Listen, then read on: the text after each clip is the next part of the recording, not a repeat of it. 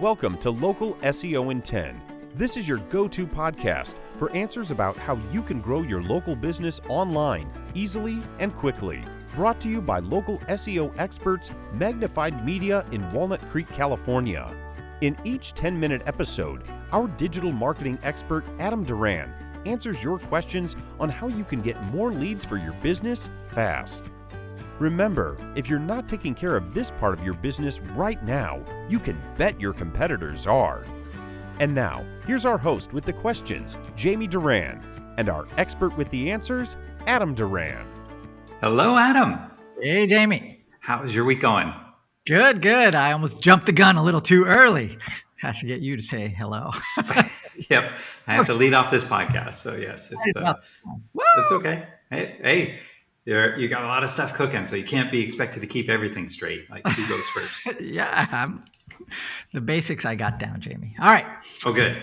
Today, we're going to talk about lead magnets. What are they? Why are they important? How you can do them for your small business or your local business? Why actually they are super important. So first, Jamie, do you know what a lead magnet? It's the magnet that's in front in the race. Thank you. Like a lead magnet for your website, wise guy. So no, go ahead. Okay. A lead magnet is anything that pops up or comes up on your website that grabs the person's attention and gets them to give their email address to you so you can market to them in the future. So if you're running Google Ads, if you're creating content for your website to bring people to them, if you have people coming to your website, of course, you want them to call you or contact you for your service. But another thing that would be really awesome is if you can get their name and email address so that way you can market to them at a later date. Now, this becomes very important when we're thinking about the economy, because in good times, we have a lot of business coming in. We have a full pipeline. But in bad times, this is where that email will become very important, because now you have built up an email list, and that is one of those kind of recession-proof marketing tools that is available to us. So very important that you have one on the website. Especially, like I said, if you're running Google Ads, it's a no-brainer to not have one. It's a no-brainer to have one on whatever page, whatever landing page you have for that Google ad. Okay? So, yeah. Question. No question. Can you give a couple examples, I guess, of what these lead magnets would be? Great question. So, first, when you're thinking about these lead magnets, you want to make sure it's basically some kind of giveaway. It has to be relevant to your audience. It has to give them value and has to show your expertise in whatever this is. So, in whatever your area is. So, for example, it could be an ebook, a report, some kind of free course that you've done, access to that, some kind of quiz that's fun, anything like a calculator, how much it's going to cost to do something. Those kind of things can be really valuable. Access to a webinar that you've done in the past. But basically what you're trying to do is entice them to, like I said, give them your email address. And that way you can market to them later. So yeah, when you're thinking about doing this, you have to think about the pain points that brought that person to your business. So what pain points are you addressing? And then that will help guide you. Should I do a course? Should I do a book or a PDF? These kind of things. I know for us, we have a how to set up your Google business profile. Basically, it's a detailed way of doing so. Anything that you can do like that you know that your audience will be valuable for your audience, we recommend. Make sense? Yeah, definitely makes sense. All right. So it does obviously take time and effort and energy and some kind of skill to create such a thing. But in the end, if they want it, you'll find out, right? Because you'll get requests for that book or that course or that webinar, and you'll have their email address to prove it. So additionally, we always recommend some kind of follow-up email sequence that once they get that thing, in a couple days, they get another email from you that's automated that basically when someone comes to your website, they might be looking to do business with you and they might want to have that, whatever that lead magnet is that you're giving them. And then it allows you to slowly, over the course of whatever 5 emails over the next 2 to 3 weeks, get them to know a little bit more about you and your business, and then hopefully pick up the phone. Now, do you have to get permission from them, with this lead magnet saying, okay, now by filling this out, you subject yourself to emails from us that you can always opt out of course? Sure. Of course, you want to have a little checkbox that says, I agree.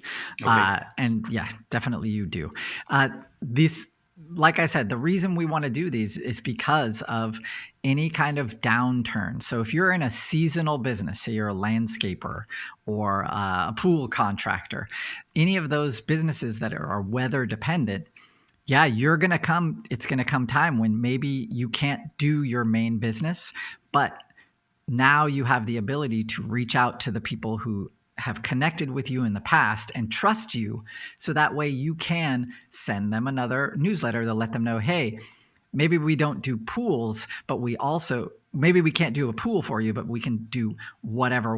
We can make an outdoor kitchen for you, or anything else that your business does. You educate that client or that potential client to how you can help them that way. So that way, when you are during those downturns, you can get some business coming in. Mm-hmm. That makes sense.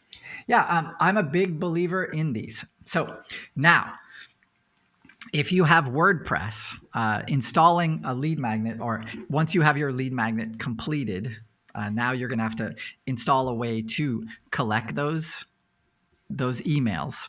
And a great way to do that is through a plugin that I use all the time. It's called WP Forms.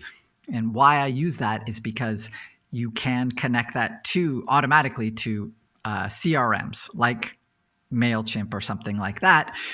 Now, once you do that, every one of these things costs money. So there's no free lunch. Sorry. When you want these kind of extra, this kind of extra functionality built into your website, you're going to be paying for it. And it's not thousands of dollars, but it's a couple $100 a year, at least, depending on the size of your email newsletter list. So, but point is, once you go down this path, it will result in business for you.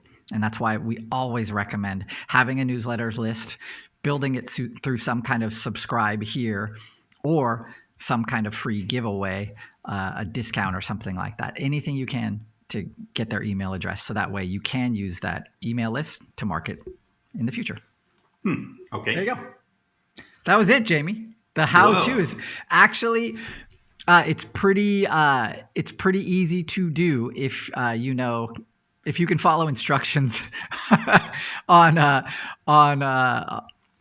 to do it. So if you have access to the back end of your website, if you don't, then just ask your designer, say WP Forms, MailChimp, set up these 2 accounts, and then here's my credit card, because they won't do anything until they get paid. Got it. Yeah, but understand that if you're not paying for that functionality, that means something's broken or someone else is paying for it. And if it's that designer, most likely that designer, once you cancel or go somewhere else, they're going to turn off all of that stuff. And you won't know. It'll just won't work anymore. So understand that when you have a website built for you, this is one of the questions you want to ask, is that who's paying for the plugins? Who's paying for any of the stuff that needs to be paid for? Make sure it's under your account and under your credit card, because if it's not, now you are trapped with that designer or with that company, and that's not good for you. We don't like seeing that either. Oh, I got tons of stories about that. One, and this might be a whole new podcast, but for the lead magnet, do you also suggest setting one up for each of your social media? So if you have a Facebook page, could be a good way to build that up, and then do the same kind of thing. But these are now people that have requested the information, or at least staying in contact with your business. And same with Instagram and LinkedIn and so forth. Sure, you can put all kinds of stuff on that form, like, hey, follow us on Facebook for discounts, or on Instagram, we could do promotions here all the time, that kind of thing. Sure, yeah, definitely. But the number one way you're going to market to anyone who comes to your website is through their email. The open rates can be very good. The reason I don't recommend pushing social platforms is because the organic reach of them is so minuscule. You're talking 3%, maybe. Okay. And that's so, if you have 100 people who like your business on Facebook, you're maybe getting 3 of them. And if you have more than that, they're probably employees. Got it. So that's not good. So those aren't the people who you need to market to. But your email address, those email addresses, at least you can educate those people about the other ways that you can serve them, or their immediate family or whoever. So a lot of times that client education is what that email newsletter should be about. Okay, that Cool. makes sense. That's all I got, Okay. Jamie. All right. Well, very good. That's very informative and definitely useful, especially as uncertain times in the economy, as we're bounce on all over the place, and things are heading to an election and all that kind of stuff. So we appreciate that, Adam. Thanks for looking out for our businesses, and especially times could be changing. This could be a great way to maintain our lifestyles, because we've become so accustomed to such opulent living. But, Thank you. in any event, if you have a question for Adam, feel free to go to our LinkedIn or Facebook page, Local SEO in 10. Make sure to like that page and then send a question. It's pretty simple. It's just a message button there. And if Adam has not covered that, he'd be probably looking for some future topics that we could discuss. And if you do enjoy this podcast, please give it 5 stars. And then if you do find a topic that you're interested in search engine optimization, go to our our webpage, magnifiedmedia.net, click on the podcast button and put in that search term. And chances are there's at least 2 or 3 podcasts about that topic. And with that, we will talk to you next week. Thanks, everybody. That's all for now. Thanks for listening to this episode of Local SEO in 10 with Google local marketing expert Adam Duran. Join us each week for answers to your questions on how to best harness the power of the internet to grow your business. Speaking of questions, got some? Message us through our Facebook page, Local SEO in 10, and we'll be sure to give you your answer on an upcoming episode. This episode of Local SEO in 10 is brought to you by Magnified Media, the leading online marketing agency in Northern California, who invite you to grow your business by magnifying your online visibility and credibility. Visit them on the web at www.magnifiedmedia.com. Magnify your business, magnify your profits.